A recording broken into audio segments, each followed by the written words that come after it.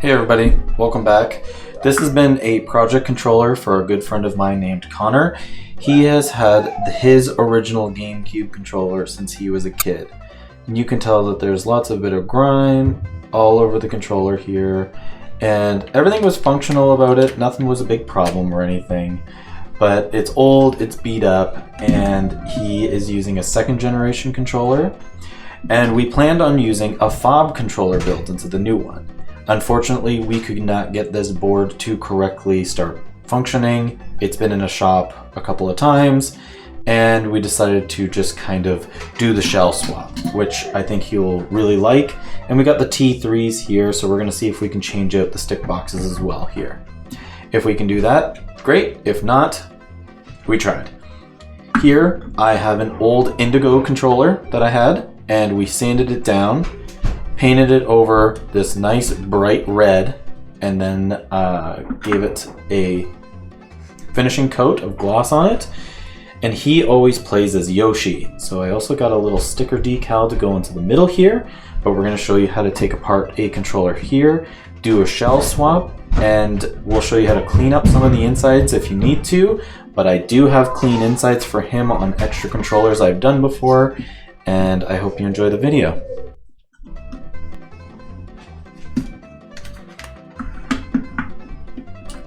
Right off the hop, you're looking at 2, 3, 4, 5, 6 screws with the tri-wing. You can see that there's a lot of buildup here, and you may need like WD-40 or a little bit of extra effort to get into some of these.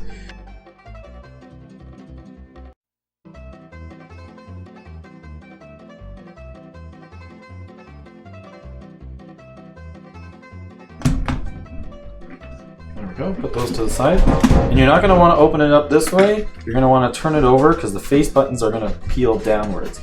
His might be a little bit tighter.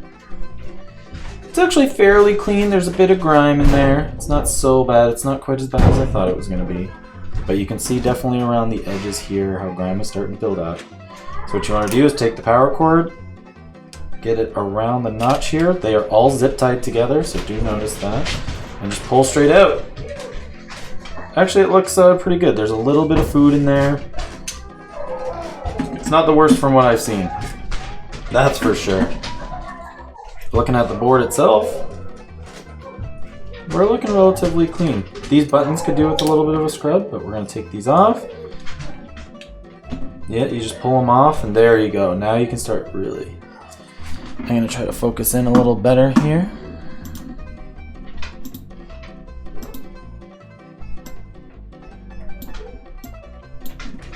Now you can really start to see some more and more of that old dust and grime kind of settles in with these around the thumbsticks where it all kind of falls in. So we're looking at the back here.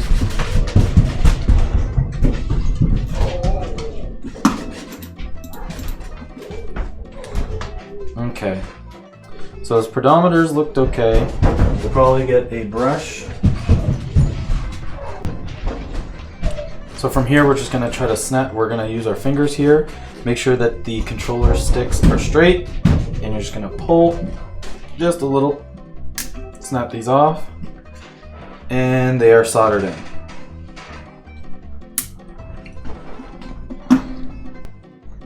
So as we got some of the material ready, and it's still warming up, what we're going to do is take some paper towel. Take these old thumbsticks, and you can just do them in water with soap.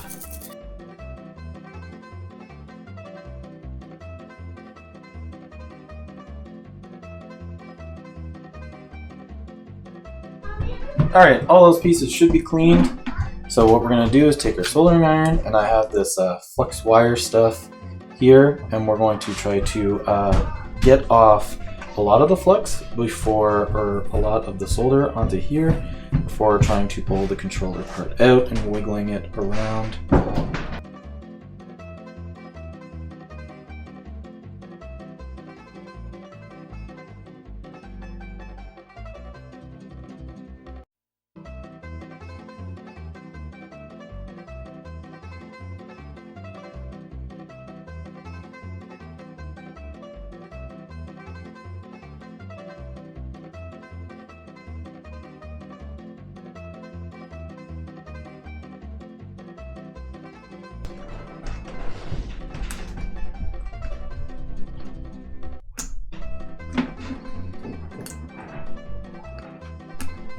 just like that, we have a old stick box out. And what you're going to want to do is use that little scrub. Make sure you get your paper towel as well.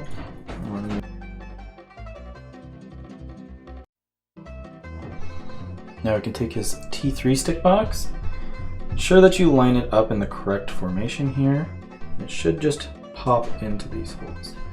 Nope, it's not going to pop into these holes. The holes there are distorting it. So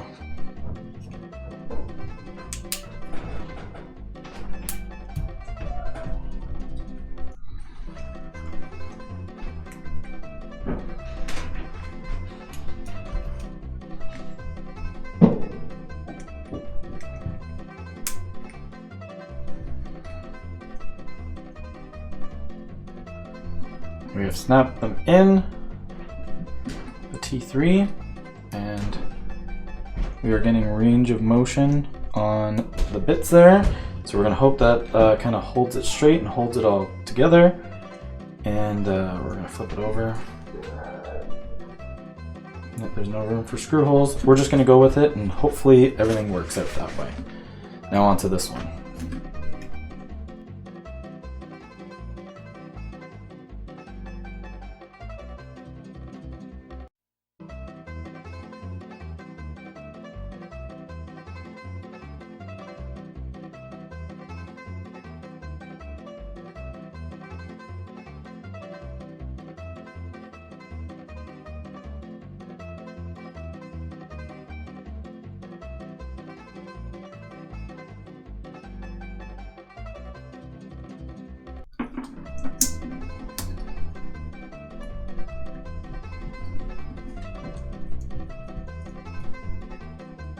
There we go, got it out. And you are done with the soldering iron. Unplug it, don't put it away until it has cooled down. Ensure that you have put it in a safe place. Leave it out for a few hours. This one is also pretty dirty here, so we're going to also clean up the contacts that I have over here. Don't use too much alcohol on it, just kind of brush to get the old solder and goop kind of off around it. Get your towel, give it a good wipe down.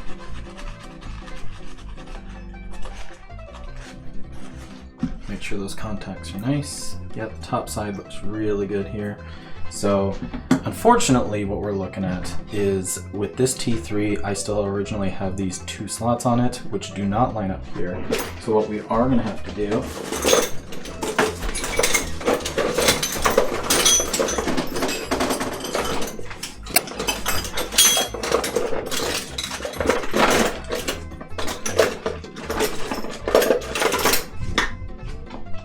is file it down. Now this is an option that I'm choosing to take just because it's a friend of mine's controller. You don't have to do it whatsoever, but we're going to file it down until it is smooth to go with the controller.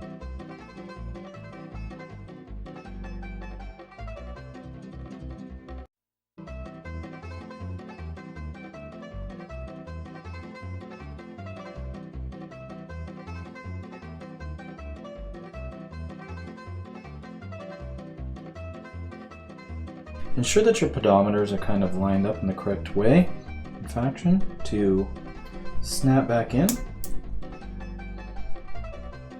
or else they might give you some trouble and you don't want to be breaking to replace these. There we go, it's held in very sturdy just on its own, holding it there. I know that soldering it in is best, especially with the other parts, and to really hold them down and in, there is little screws, but this one does not have the screw holes for it. So unfortunately, this is kind of just like what we're looking at this time. So from here, now that your pieces are back together, you can take the rumble bracket, put back in the shoulder bracket pieces.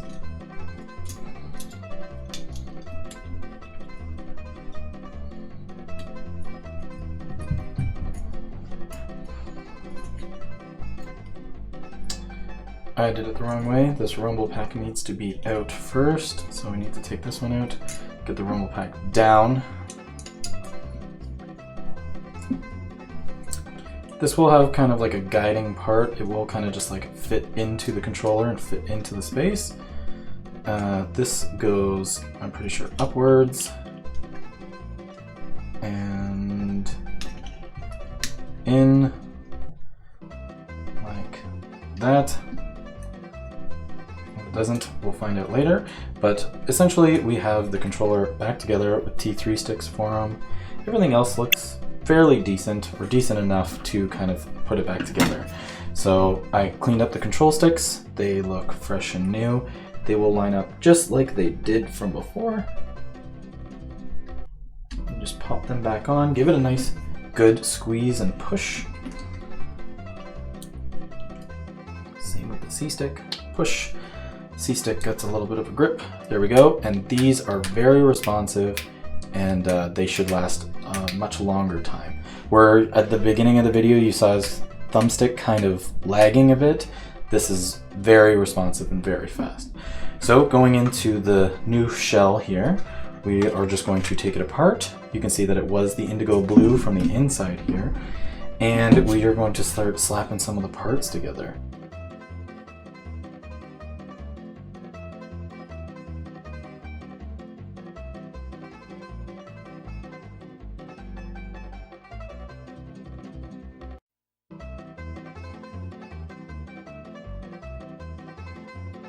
But from here, we are going to build the shoulder triggers and brackets. So what I have is the other model of the brackets here. So you push the spring in, and what should come along with it is this little bracket part. You may not have springs with these little brackets. You can take them out if you'd like. And watch for this little grommet that goes at the bottom. This is a part that connects to that little Z trigger. You can see as you push down a bit more, part of the button comes out. So that may pop out at some point, and it's okay if it does. You can wiggle it back in. But you're going to want to compress the shoulder trigger and kind of finagle it, wiggle it around until it gets straight, and it's going to kind of pop into place. The only thing that you're lining up here is little parts of the indent over here into the bracket, and there you go. You have your right shoulder trigger in.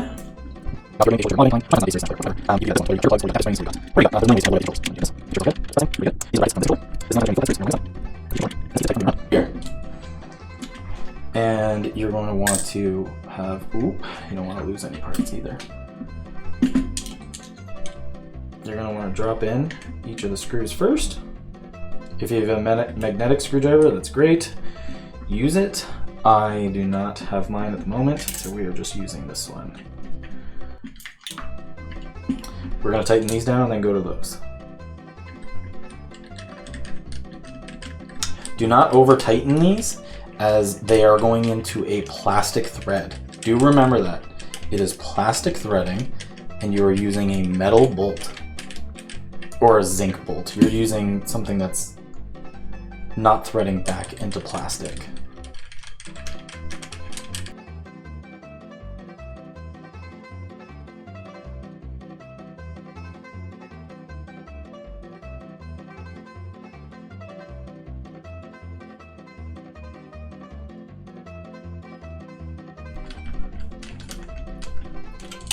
Make sure that it still goes up and down, nice and springy. Now, something else that we're looking for here. When doing this, we are going to drop this part of the controller back into here. Something that you need to remember is this little coil at the top where we had the zip tied part of the controller. So bring it back face down, lay it back on top. There will be lots of slots for it to kind of fit into, and it should fit right into the controller. Press it all the way in. Make sure that the grommets are pushing all the way down. Now that you have it fitted, ensure that this part is wrapping around that little beam, the plastic beam, and that this controller thread is coming out of the middle here, out of the top part.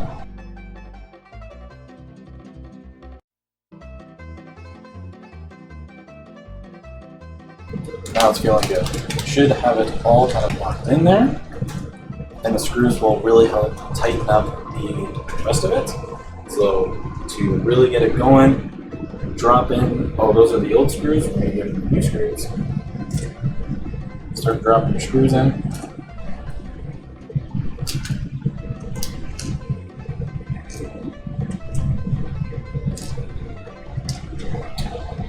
Get your tri-wing screwdriver. Sorry if you can hear the air conditioner. It did.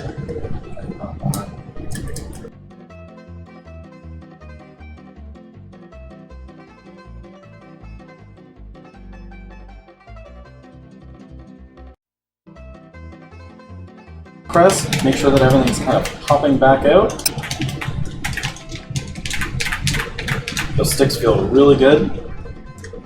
Buttons are feeling responsive and good as well. And from here, we are going to do the little finisher. And I got this little decal that was done a while ago. There we go.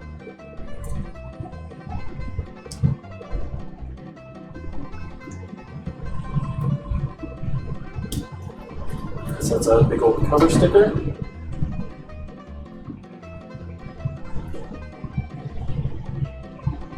It was like a print sticker cover. I do it just right above.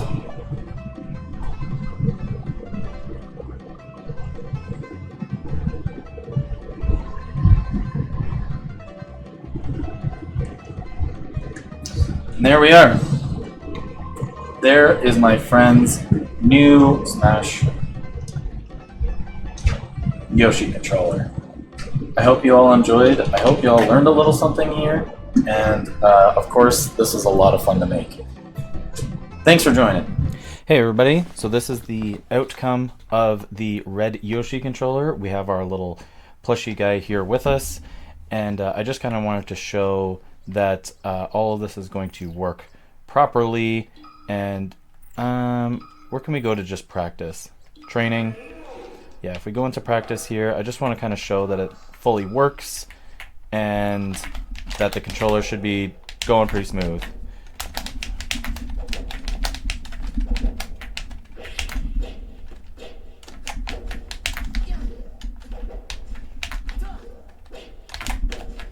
Of course, I'm not a Yoshi player, but he loves his Yoshi.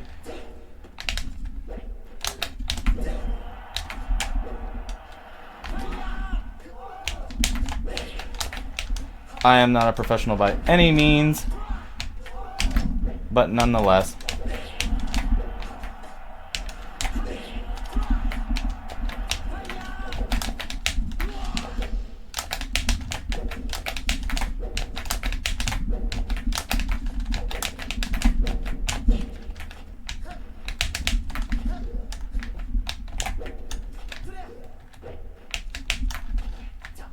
And if he complains, he shouldn't.